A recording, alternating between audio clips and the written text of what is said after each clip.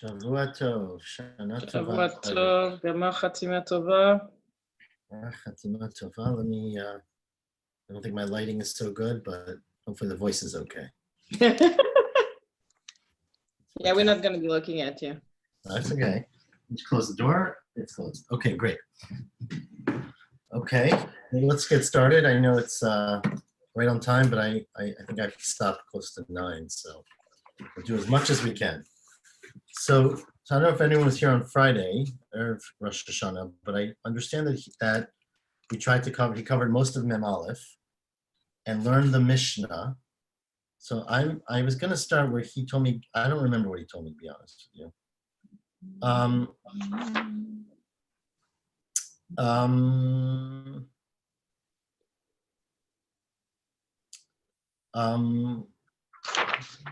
Let me do this. I'll start from two narrow lines. Did you learn the Mishnah? I did all of Mem Aleph. Oh, you both did all of Mem Aleph. Okay, so then I'm going to start at the bottom. Then we'll skip that. Good. We're going to start 4 lines from the bottom.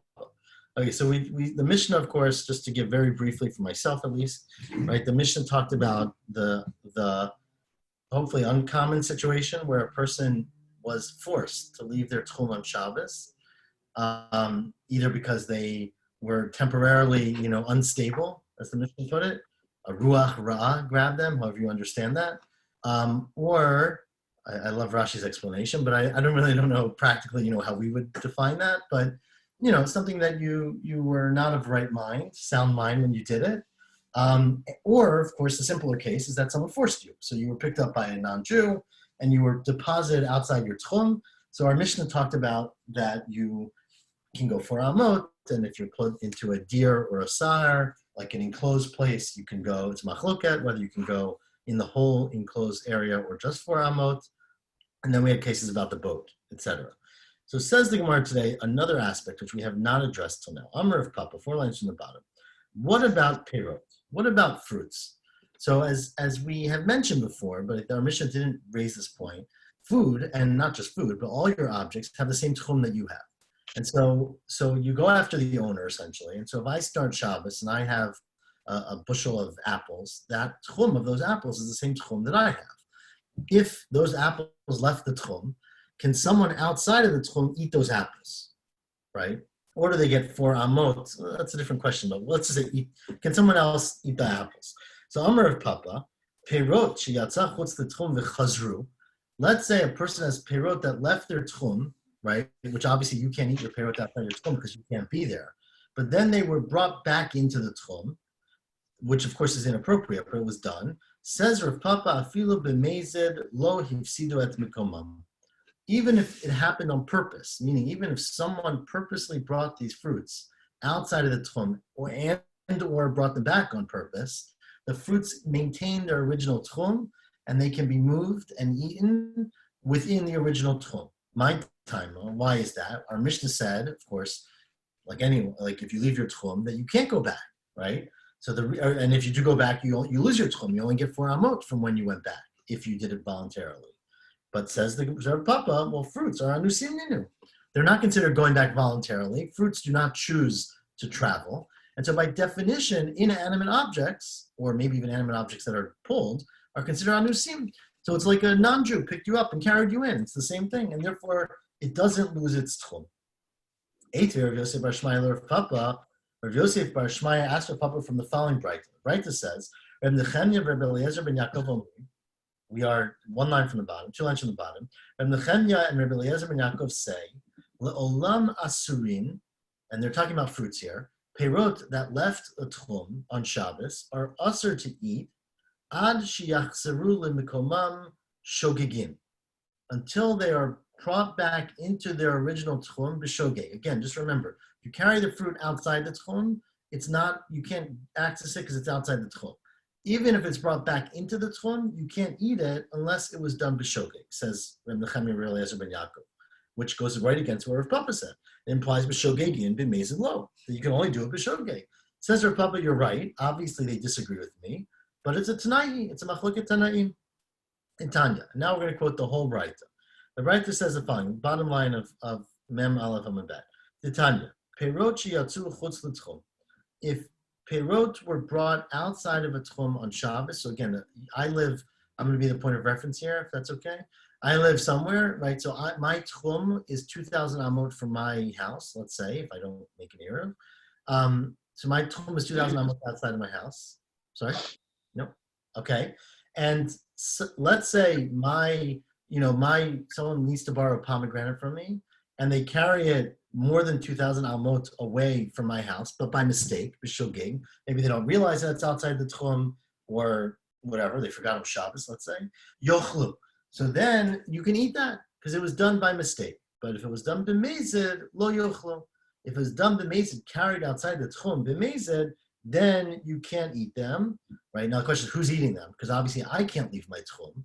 So Rashi says, obviously, someone else who lives there. You brought it to another city, someone who lives in that city, or someone else who has an Eruv in a different direction. So someone else can eat them, but b'mezid lo yochlu. Says the Gemara on the top line of Mem Bet Amud Aleph. That's the first opinion in the Breita. If you carry fruits outside of Tchum on Shabbos, if it was done b'shogeg, they can be eaten. If it's done b'mezid, they can't be eaten outside the Tchum. Reb Nechemya says, b'mekomam yochlu, that if they're in their place, if they're in the place of their shvisa, their shvita, in the tough, right? If they're in the place where they were kona Shabbat, then you can eat them. But shelo b'mekomam lo yochlu. If they're not in their place, then no one can eat them. Now, what does that mean? Ma'am b'mekomam, right? What does it mean in their place? Now, obviously, it means that it went back. So again, I'm starting Shabbos where I live on point X. I get 2,000 amot in every direction. All of my belongings also have the same space. So my fruits have 2,000 amot in every direction. That's obviously mikoman. That's their place. But ask the Gemara, how'd they get back into their place, right? We're talking about a case where fruits were taken outside of their spot, outside of 2,000 amot, and then they came back, says Reb Nechemya. You can eat them if they're in their mikoman. So what does that mean? My mikoman. If it means if you brought them back even b'mezid, meaning it doesn't matter how they got back, right? No questions asked, right? The fruits are in the right space. They were there and where they're supposed to be. You can eat them, but that can't be the case. The second part of the same Braita presumably says, and this is what we quoted earlier, Rabbi Nechemya of Rabbi Eliezer ben Yaakov Omrim le'olam asirin ad she'achzurim kaman shogigin. They explicitly say that the fruit becomes asur until it goes back to its place b'shogeg, right? So very clearly they said b'shogegin b'mezid lo. If it was brought back into my tchum b'shogeg, then we can eat it, or someone can eat it, but b'mezid lo. So therefore, when Reb Nechemya said in the first part of the Braita that b'mekomam yochlu, what did he mean by that? Elalav, he meant b'mekomam b'shogeg. That if you put them back in their place, b'shogeg, and therefore, really we're missing words. Chasuri mechasra, meaning we're missing explanation. And this is how you should read the whole Braita. This is the explanation of the Gemara. So again, we're as if we're reading the Braita this way. These are the words. If you have a fruit that on Shabbos leaves its tchum, if it left the tchum b'shogeg, meaning someone carried it out by mistake, they didn't realize it was outside of the tchum, then yochlu. Then someone can eat it who's in that outside the tchum, meaning another person, not me, because I can't go to that spot, but someone else who lives there can do it, or someone who made an Eruv in that direction. Remember, I can only go 2,000 amot, but I have the option of extending my space by 2,000 more amot.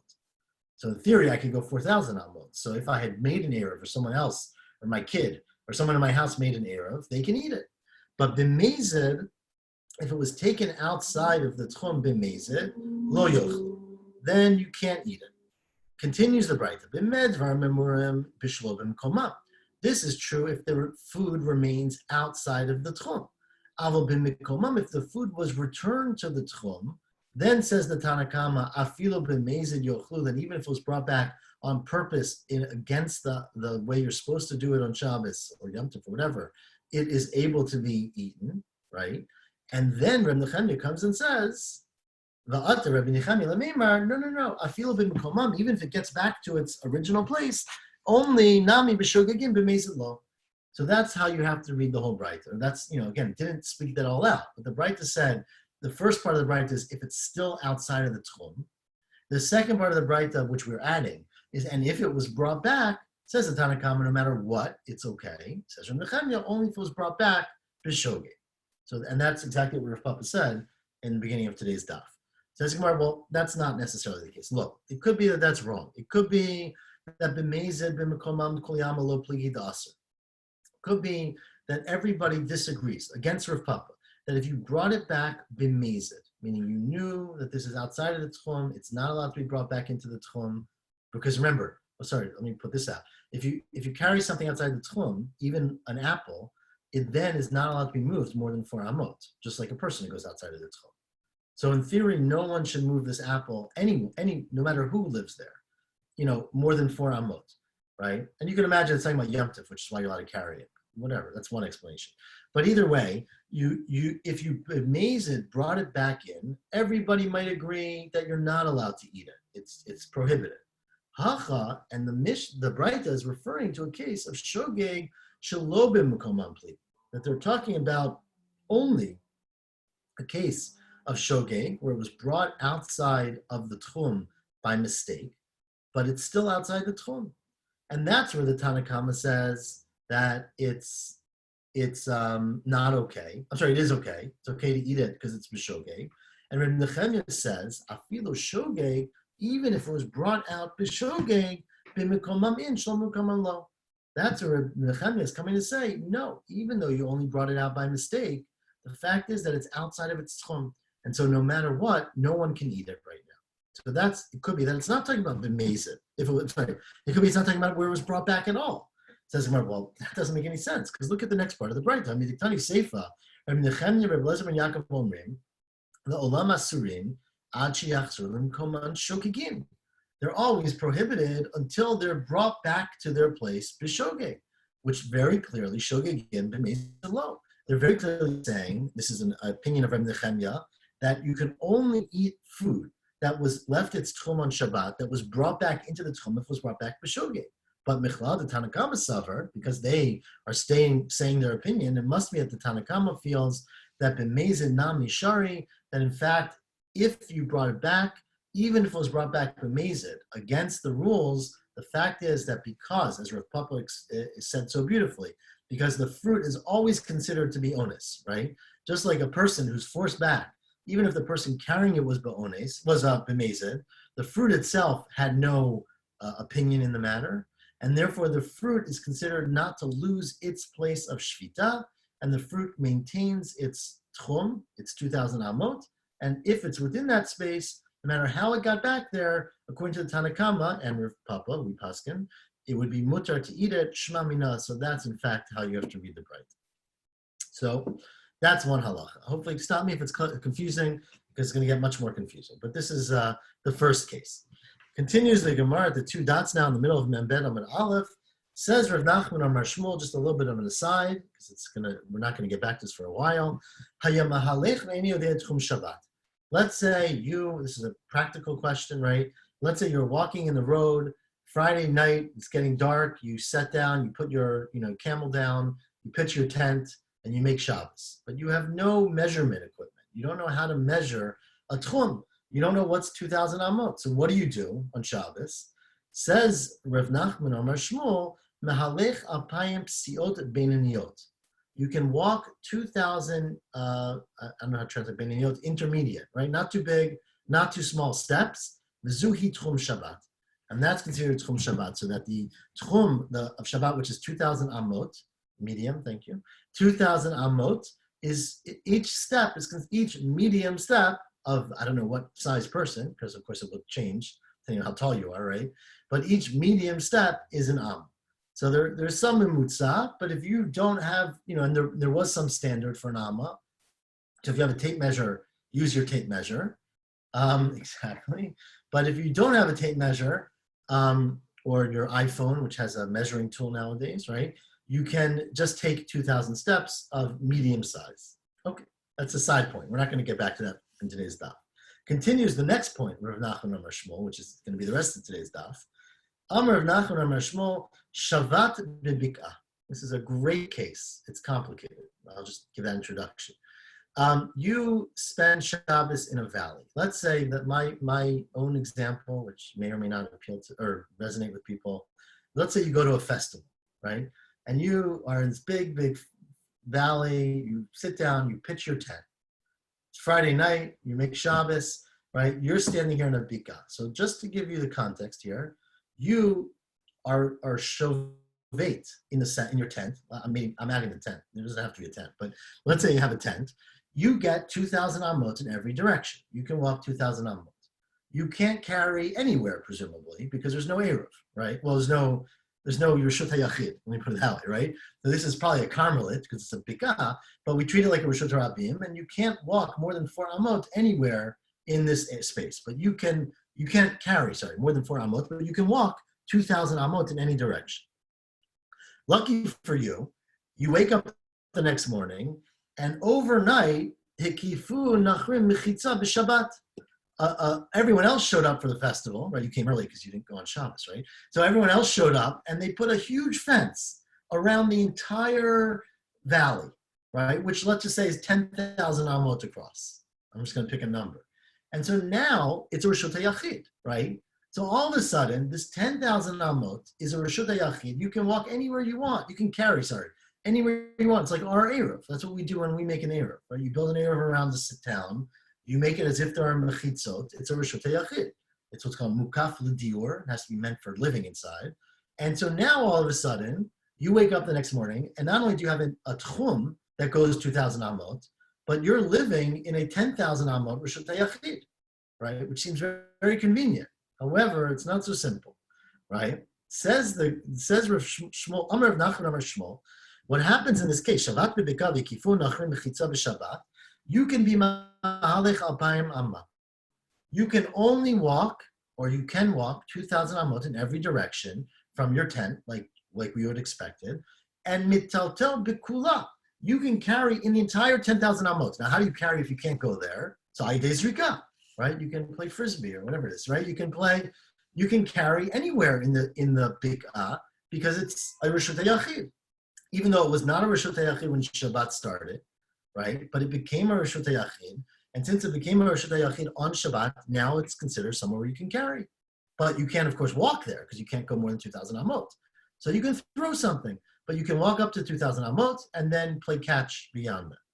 Why isn't this covered by our Mishnah of, it shouldn't be any worse than a guy forcibly taking you and putting you in another city, where at least there are some opinions that say you can walk throughout the entire city where you get put. Okay, it's a good question, but we're going to get into more details of that. But I would just say the simplest answer, though it's going to get a lot more complex, I'll be clear, is that you do have your 2,000 amot, right? The question in the city is you have nothing. You only have 4 amot. Here, you have a place where you're going to shvita, right? Right, but the point is that... Remember, the question in the city was you either have 4 amot or you have everything. But if they had... Sorry?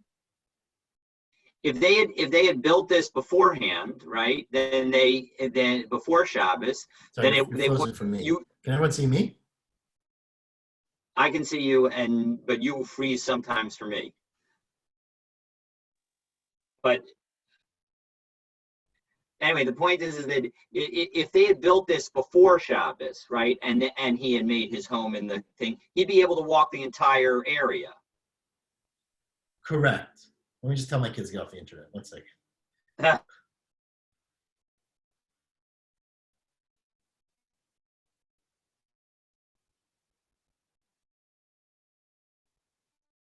Okay, hopefully that'll help us.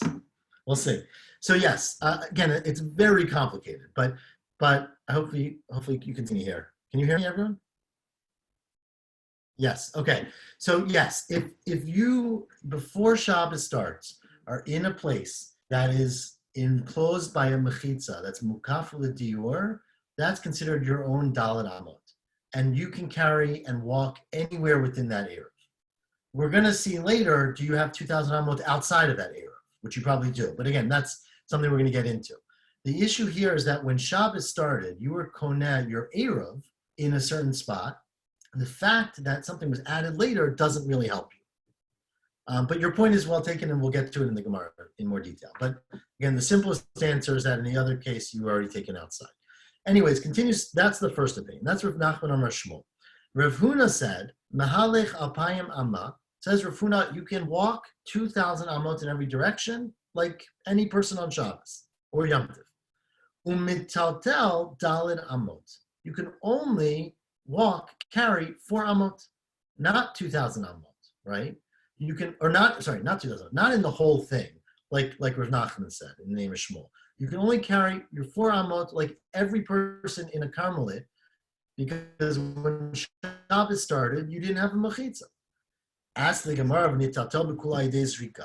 why don't we say that you can carry the whole thing by throwing? I understand maybe you don't want me to actually walk beyond 2,000 amot, but why can't I do what Rav Nachman said I could do? Says the Gemara, we're worried that if we say you can't walk more than 2,000 amot, but you can carry the whole thing, that you'll chase after your object. So if you throw your frisbee beyond 2,000 amot, you might end up walking beyond 2,000 amot, and so therefore we didn't want you to throw beyond that space. So that's why, okay, but at least 2,000 amot. Why can't you carry normally in the 2,000 amot that you're allowed to walk in? Says Rav Huna, a fascinating thing. Says Rav Huna, because really what's going on here is we're saying you can only walk 2,000 amot. Says Rav Huna, therefore we made a gezerah, basically, that you can walk in 2,000 amot. Again, you're in a 10,000 amma valley. You're allowed to walk 2,000 amot. Really, mi'ikar adin, you can carry in all 10,000 amot. But they made a gezerah that you can't carry beyond your 2,000 amot, because we're afraid that if you carry beyond the 2,000 amot by throwing, you're going to walk there, right? Says Rav Huna, once we made that gezerah, it means that we've made an artificial mechitza at 2,000 amot to say you can walk 2,000 amot and therefore you can carry to 2,000 amot. And so there's an imaginary mechitza at 2,000 amot that prevents you from carrying further.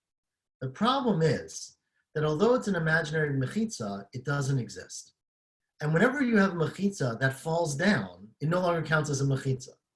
And so it's as if, says Rav Huna, that the havi ki mechitza shenifritza b'meloam lakom ha'asorla.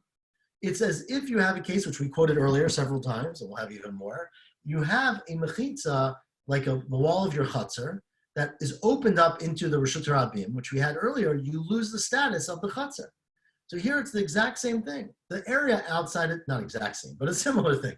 The area outside of 2,000 amot is prohibited from a takana. The area up to 2,000 amot is in theory permitted. But the problem is that the mechitza that you have at 2,000 amot is an open mechitza, because nothing exists there. And since there's nothing there, the way we treat this is as if the area outside encroaches on the area inside. And so therefore, what's outside 2,000 amot, which is prohibited, encroaches inside, and therefore the area inside 2,000 amot is also prohibited. The only thing permitted is 4 amot, which is what a person has no matter where they are. That's what Rav Huna says, which is you have to imagine imaginary mechitzot and then holes in your imaginary mechitzot. Chia Barav, now Chia Barav, who was the Talmud son of Rav, was the same next generation. He said, "Mahalech alpayim amma, metatel ba'alpayim amma." You can walk 2,000 amot and you can carry 2,000 amot. Says the Gemara, that doesn't make any sense. Come on, look at Rav Nachman, look at Rav Huna. He's got to make up his mind. If you hold like Rav Nachman, hopefully everyone can still hear me, but if you hold like Rav Nachman, then you're allowed. Then you don't make a gezerah that you might carry outside 2,000 amot, and then you should be able to carry in the whole thing by throwing. If you hold like Rav Huna that you make a gezerah, then you shouldn't be able to carry in any of it. That's why you're right. It's true. Ema, he meant to say, or what we should have quoted is metalto be'ah. You can only carry amot. Walk 2,000 amot, because that's your tchon. You can only carry in 4 amot. Yachi had Rav Huna, so what's the point? That's the same thing Rav Huna said. Ema, you're right. You should have said the Chain Amar Rabbi Chia Bar Abba, the Barav, the same thing as Rav Huna. Okay, so that's the machloket. A very, very important machloket between Rav Huna and Rav Nachman in the name of Shmuel about whether if you have again an eruv. So you started Shabbos with your 2,000 amot. At the time you started Shabbat, you had no enclosure, so you couldn't carry anywhere more than 4 amot. On Shabbat, a mechitza was built, which we discussed in Shabbos, but we've learned here too, counts now as a mechitza, even though it was made on Shabbos. But the problem is that you can't walk more than 2,000 amot. So according to Rav Nachman, you walk till 2,000 amot and carry, and then you could throw things beyond. And according to Rav Huna, we make it zero that you can't carry at all because you can't carry beyond 2,000 amot because we're afraid you're going to walk there if you carry there. Okay. Says Rav Nachman, Rav Huna, lo tiflik aled Shmuel. Says Rav Nachman to Rav Huna, it's a big mistake of you to argue with Shmuel. Remember, Rav Nachman quoted Shmuel. Says Rav Nachman, if I were you, I wouldn't argue with Shmuel. Because the Tanya Kavate, because there's a Braita which supports the opinion of Shmuel, essentially, what Rav Nachman quoted Shmuel, that we don't make a gzera that you're going to go and carry outside just because, you're going to walk outside just because you can carry outside. What's the Braita? The Tanya. The following Braita. Okay. Says the Braita on top of Bet Amid Aleph, let's say you are, maybe this is why we brought the first part, but I just realized that. But let's say you have an Eruv, right? And you start Shabbos with your Eruv, and you want on Shabbos, you didn't have a chance, right? You were invited, let me put the case this way. You were invited by people in North Riverdale to come for lunch, right? And you don't know how far apart they live, how far away they live. So you put your Eruv down somewhere in the RJC.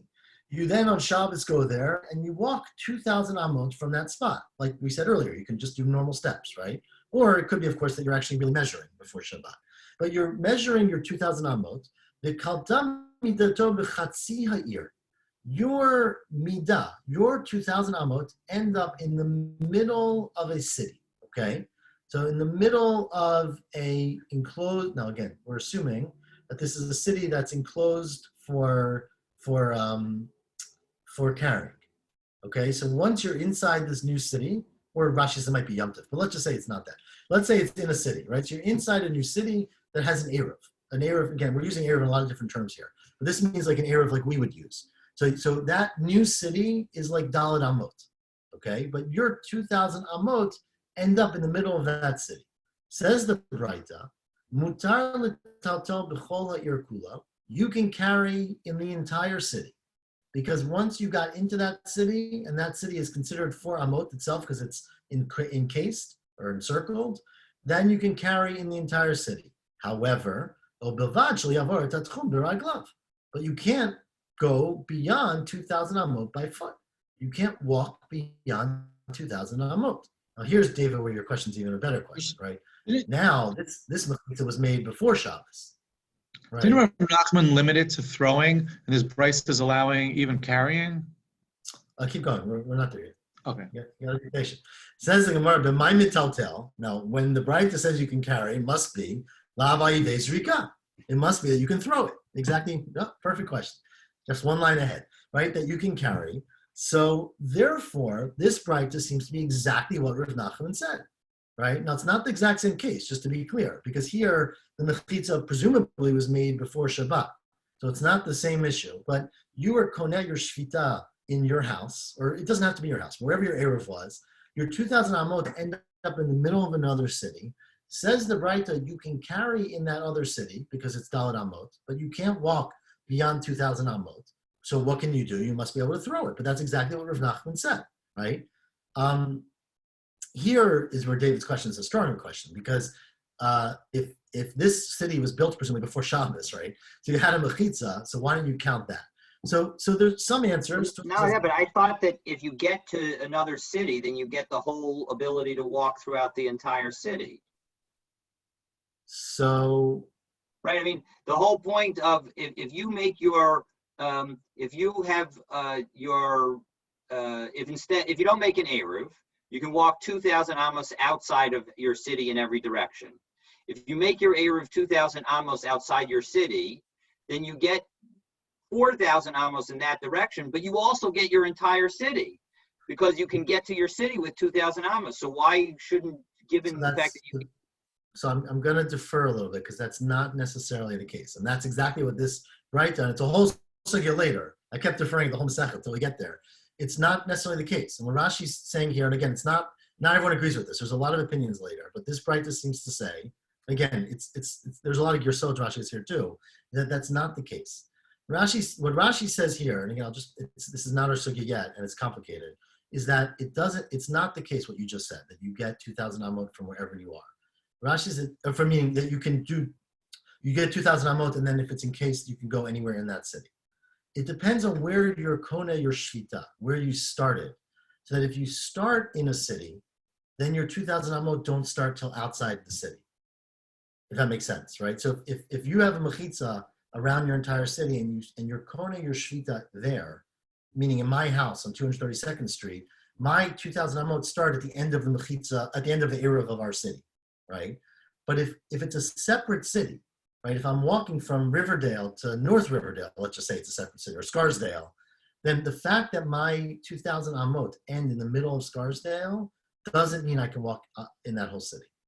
It But in doesn't. the last parak, we had the case where the guy said, how did you get here? And he showed how he got from one place to the next place to the next place in order to get there. Right. So you mean each one you count to the other one? Okay. So there are a lot of opinions, as I said, but that's what we're going to start with here. So you're measuring. You can't walk, and therefore lo aides rika. So that seems to be a question of Rav Huna. Rav Huna, and again, Rashi has a lot of different gersot here, but Rav Huna lo aide meshicha. Here we're talking about a totally different thing. We're talking here about that you can carry through mishicha. What does it mean you can carry through mishicha? Meaning, and this is very tricky, the way Rashi understands it, is if you have something that's outside of your 2,000 amot, okay?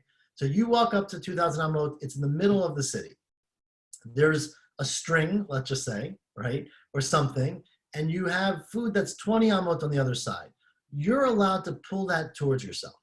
Why, potentially, possibly, again, it's a little tricky, because here we're not worried that you're going to go out. We're only worried you're going to go out if you take something from inside and throw it outside, you might chase after the thing. And so we're worried that if we allow you to throw things beyond your 2,000 amot, you're going to keep going. But in this case, we're not worried about that, because since the thing is starting outside of 2,000 amot, we trust that you're not going to go beyond that point, and you're going to come and pull this thing back towards you would be okay outside of 2,000 amot, but throwing it would not be okay.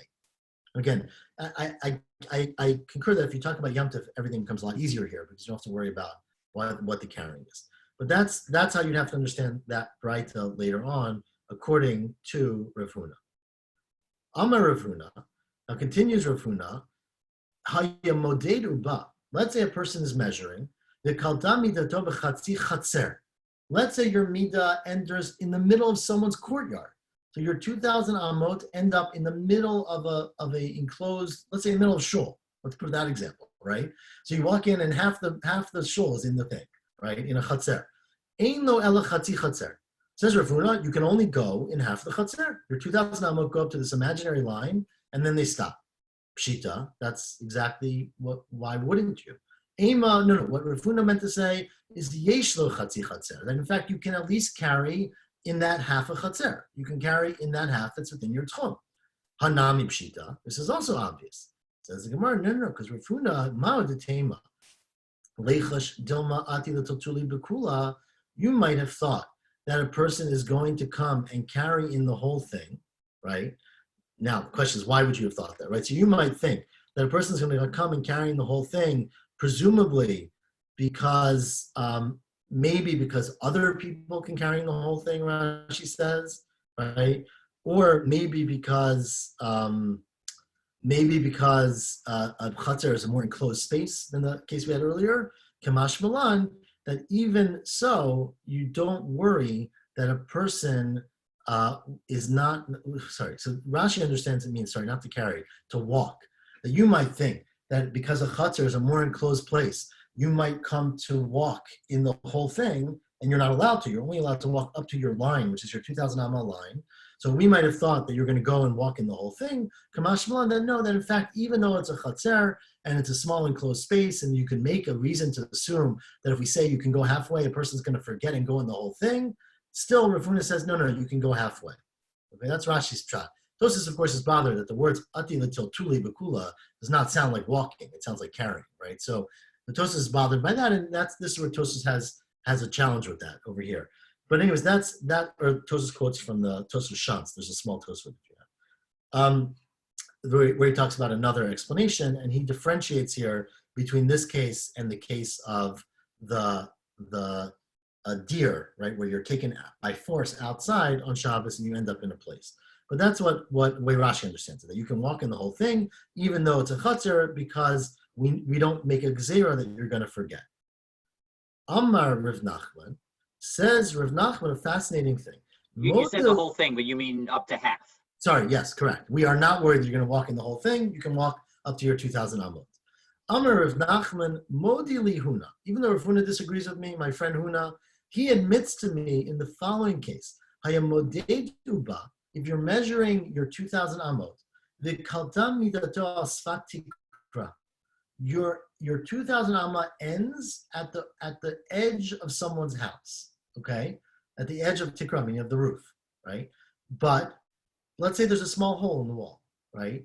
And so you could then, not enough to make the wall not count, because if the wall doesn't count, then you have the same problem. But the wall is there, but there's a hole in the wall. Huna, Rav Huna says Rav Nachman says, Huna would admit to me that mutar l'taltel b'kol habayit. You can carry in the entire house, obviously by throwing, right? Because you can't go into the house. You can carry the whole house by throwing. My taima, because hoel v'tikrat habayit chovetet. The reason is that the tikrat habayit is chovetet. So what Rashi understands here, presumably, is that although the bayit is outside of your space where you can walk, right? So in theory, Rav Huna said earlier that wherever you can't walk, you can't carry, because we're afraid you're going to go after the thing. That's only the case, as we said earlier, because it wasn't really a mechitza there. But here, because you have the roof exactly at your 2,000 amot, you essentially have a mechitza, imaginary mechitza, but it's not imaginary, right?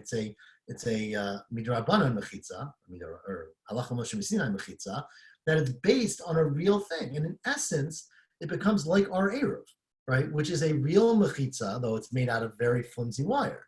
So because you have the roof of the house, you essentially have a mechitza, and you abrogate the whole issue that you had earlier. The issue was that there was no differentiation at 2,000 amot, saying, this is the end of my walking, but I'm still allowed to carry. But here, because you can rely on the house as being going down, which we do for sukkah, of course, right? Same kind of thing. Therefore, that counts as a mechitza at the end of your 2,000 amot, and therefore you're allowed to, you're not allowed to walk beyond that, but you are allowed to carry. Huna would admit to me that you're allowed to carry by throwing outside of that space. Very fascinating case. Okay, continues the Gemara. You want to show us a picture, Jeff? Are you good? Okay, we're good. Amar Funa Breder of Natan Kitznai. In fact, this is a machloket Tanaim, meaning this big question as to whether you can, I'll phrase it this way, whether we're worried that you're going to walk where you throw things, that's a machloket Tanaim. What's the case? Let's say, and this goes back to our Mishnah, okay? This comes full circle. The Mishnah said that if you're holichul iracheret, remember, the Mishnah said if you walk outside of your tchum, you only get 4 amot. But if people carry you outside of your tchum, right, you still only get 4 amot. But if they bring you back home, then you can get your regular tchum because it was forced. Let's say, continue the Mishnah, holichul iracheret, they carry you to another city, meaning outside of your tchum, v'natnu b'dir o b'sar, and they place you in a big enclosed area, a pen or a state, I don't know how do we translate sar? Enclosure? Okay, we're gonna go with enclosure. They carry you into a dir or a sar. So then again, this is a quote of our Mishnah. Rabbi Gamliel v'Rabbi Elazar ben Azariah omrim mahalechet kula. You can walk in this entire space, even more than 2,000 amot, or whatever, more than 4 amot for sure. Rabbi Yeshua Rabbi Akiva omrim ein lo ela arba amot. You only have 4 amot. Now, presumably, they are arguing my lav. Now we're going to make some assumptions, which of course we're going to then attack. Right, my lav. Rabbi Gamliel v'Rabbi Elazar ben Azariah the Amar mahalechet kulo. Why do they say that you can walk in the entire thing? The lo gazri hiluch dir b'sar atu hiluch b'bika. Right? Presumably, everyone agrees that you couldn't walk in a bik'ah. Now, Rashi understands that this might be any bik'ah, meaning a bik'ah, meaning not the case of Rav Huna and Rav Nachman, where a bik'ah was mekufat mechitzot, right? But let's say you were carried by non-Jews and placed in the middle of a valley 10 miles from your house, right? So everybody agrees that you can only walk 4 amot. So therefore, maybe the Rebbe Gamliel and Rebbe Elazar ben Azariah said you can walk in this deer and sar because it's enclosed, and they weren't gozer that if you walk there, you'll end up walking in a pika. And then I would make the assumption, since they weren't worried about walking in a non-enclosed place because of walking in an enclosed place, so then tiltu atu hiluch lo gazri. And then presumably they also don't make a gzera that you can't carry because you can't walk there. And therefore, if you could carry, even if, which is what Rav Nachman said, even if you can't walk, you can throw something. And Rabbi Yeshua, Rabbi Akiva, the Omrim Ein Lo El Arba Amot, presumably the reason they say that is because they say, well, sure, you should be able to walk in the whole thing, but you can't because we're afraid you're going to walk inappropriately in a non-enclosed place. And therefore, since they seem to be very worried about walking in one place, and therefore we ask her walking in another place, so tiltu atu nami gazri. So presumably you can make this machloket tanaim, that the machloket about whether you can walk throughout an enclosed place that you were put in involuntarily is the same as whether you can throw an object where you're allowed to carry but not allowed to walk.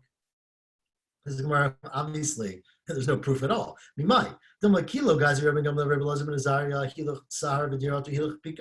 Right? Maybe the only reason that Rabbi Gamliel and Elazar ben Azariah said you can walk in this enclosed place, even though you're not allowed to walk in an unenclosed place, is because Hani Mili Hatam the Shnei Mekomote.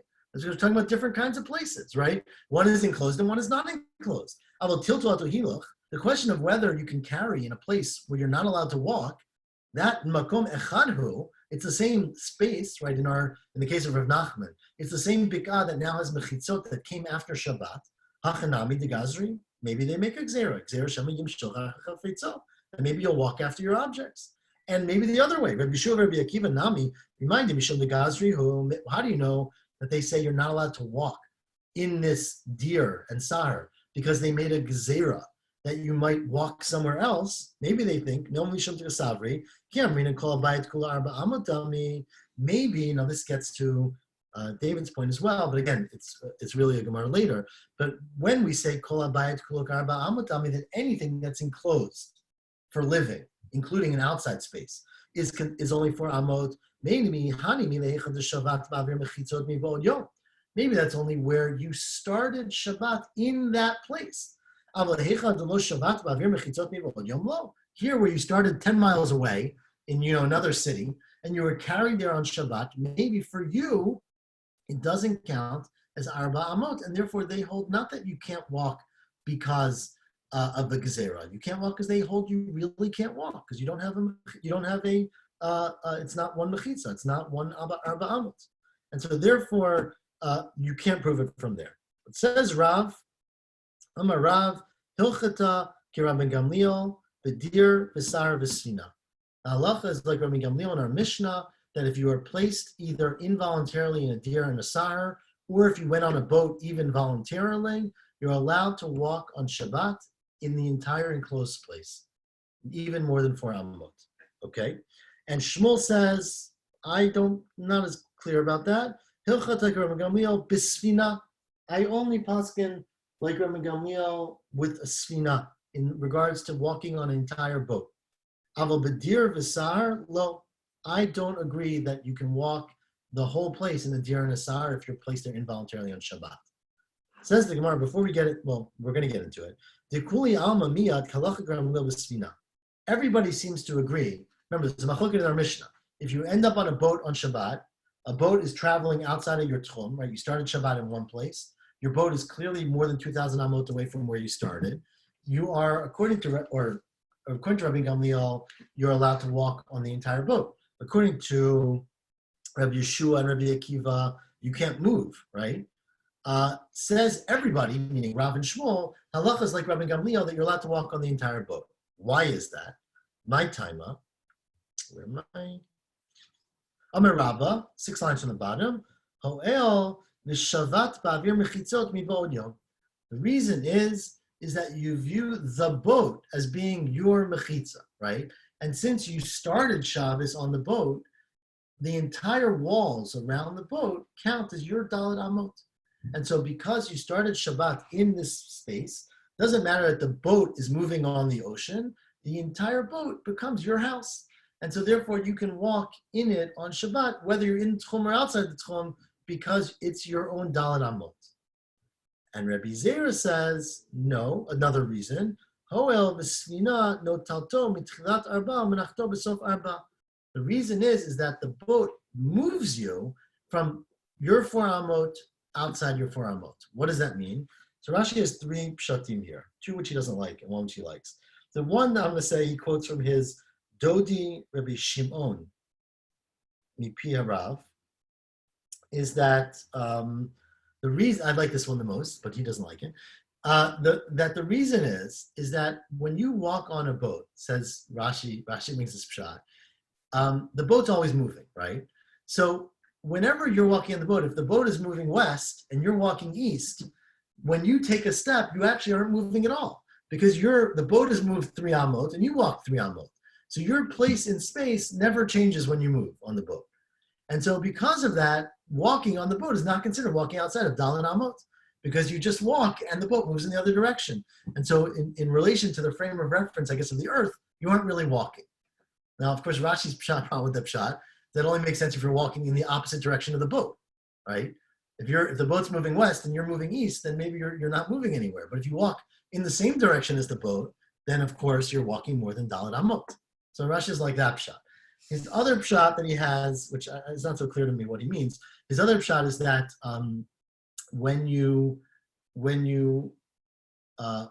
the boat is constantly moving at a rate that's more than 4 amot per whatever unit step you would take. And because of that, you never have your Dalet Amot. You physically don't have it. Because the boat is moving at such a rate, and I guess it has to be it's not so fast, right? Dalet Amot's not a lot. It's moving at such a rate, you can't say I have 4 amot because there's no 4 amot that I'm connected to for any period of time. That's another pshat. He doesn't love that pshat either. The pshat Rashi really likes is, he says the ikar, the third pshat he quotes, is that every time you get up, you pick up your leg to make a step, right? Step, before you can put it down, the boat has already moved you Dalet Amot.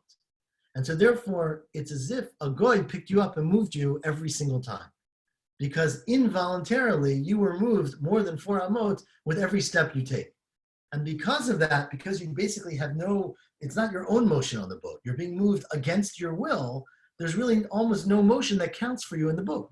And so just like you say, when you're moved against your will, you might get another Dalet Amot, or you might get the whole space. Here too, that's why we paskin that everybody agrees that on a boat, it's like Rabbi Gamliel, and you get to walk on the whole thing. And interesting. Ask the Gemara, my beinayo. Now, why does it matter why we pass like Rabbi Gamliel? Ika beinayo shenifchatu dovnei sfina. Let's say the walls of the boat fell down, right? They opened up. They got holes in them. So, that's not a very good boat, right? You have a raft now. But either way, you no longer have enclosed area. And if you no longer have an enclosed area, if you're relying on the fact that it's enclosed as your Dalet Amot, then you would have a problem carrying on this boat. Nami, the kopetz misfina l'sfina. I love this pshat. If you jump from one boat to another boat, right? So according to the pshat, that it's because you're enclosed space, a new boat's not your enclosed space. But according to the pshat, that by definition, whenever you're moving on the sea, you can't be carrying. It doesn't matter whether you're on one boat or another boat, and it should be permitted to carry on the whole thing. And so that's very, very, very interesting. Now I'm going to stop. Why doesn't it stop? Give the other direction and say if the boat stops, or throws anchor? Right. It's a good question. I don't know. I mean, I think that's one problem. But I guess the problem I was thinking with Rashi is it also depends on how quickly the boat's going. I wasn't sure. Boats can go very slowly, presumably, and you lose that whole excuse. But correct. I think if the boat stopped, it would also be the case. I'm not sure why it doesn't say that. I'm going to actually stop here because we continue. The next thing continues out for a while. And Rashi is, well, I'll leave it to whoever's doing daf tomorrow. But the Gemara goes through why Reb Zera doesn't hold like Rabbah and why Rabbah doesn't hold like Reb Zera. And it goes for a while, actually, as to what difference might be between them. But this is the way we're starting. Once you go through that machloket, actually, we're going to get rid of these differences. And the Gemara is going to say that, well, I don't want to give away too much, but the Gemara is going to say that Rabbah agrees with Reb Zera, but holds an additional thing, essentially. But let's just say that they're disagreeing. right? So Rabbah holds because of the mechitzot, and Reb Zera holds because something about boat travel changes the way you view Arba Amot, right? And again, I give you the few pshatim, but there's something about that travel that changes how we view it, and therefore everyone agrees, according to Rav and Shmuel, that we pass like Rabbi Gamliel. Now, of course, Rabbi Akiva doesn't agree, just to point that out. But everybody, Rav and Shmuel, agree that we pass like Rabbi Gamliel that you're allowed to go on the boat, on the entire boat on Shabbos. Yes, David. One of the interesting things that seems to make a lot of sense that we pass on like Rabbi Gamliel is the fact that the Mishnah said that Rabbi Yeshua and Rabbi Akiva were Machmir al Atzman. Right, exactly. Lahachmir al Atzman. So it seems like even they don't really believe that that's the strict halacha. Correct. We'll get to, so stay tuned for this week. We'll get into some of these cases. Of course, the case at the end of the Mishnah, which is if the boat docks, right? What do you do? Were you able to see before Shabbos? We'll get into more boats. Okay. Shavua Tov, Shana Tova, everyone. God willing, we'll see you all next Motzei Shabbat. Shana Tova. Shana Tova. Shana Tova. Thank you. Welcome.